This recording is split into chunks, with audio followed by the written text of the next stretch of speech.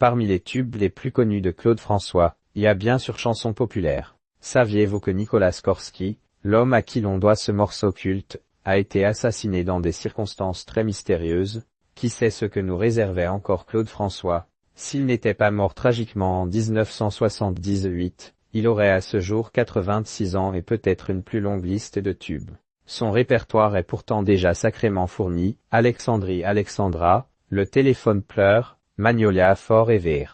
Le grand rival de Johnny Hallyday, ex-mari de la danseuse Jeannette Wollacott, a multiplié les tubes.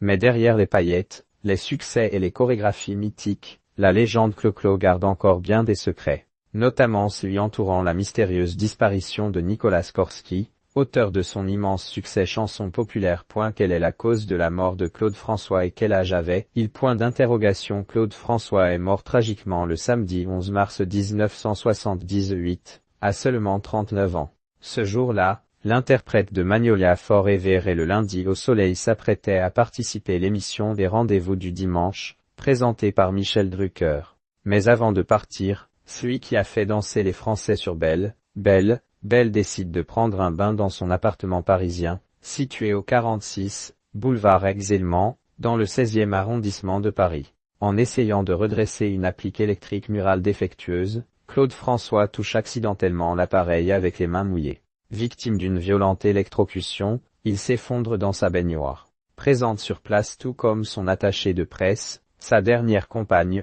Kathleen Jones, aurait selon plusieurs sources tenté de le secourir en le tirant de la baignoire après l'électrocution.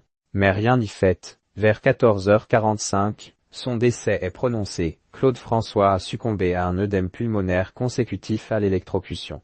Où est enterré Claude François? Le lundi au soleil, Alexandrie Alexandra, Le téléphone pleure, comme d'habitude. Depuis sa tragique disparition, Claude François repose au cimetière de Danemois, un petit village de l'Essonne, où se situe son célèbre moulin, sa résidence secondaire devenue lieu de pèlerinage pour ses fans. Ses obsèques se sont déroulées le 15 mars 1978 à l'église d'Auteuil à Paris, en présence d'une foule immense composée de milliers de fans bouleversés, mais aussi de personnalités du spectacle comme Michel Drucker, Johnny Hallyday, Sheya, Dalida ou encore son ex-compagne France Gall, venus rendre un ultime hommage à leur ami disparu brutalement. Claude François, qui serait le père d'une fille cachée du nom de Julie Boquet, a été inhumé dans une tombe simple, régulièrement fleurie et visitée par des admirateurs venus du monde entier.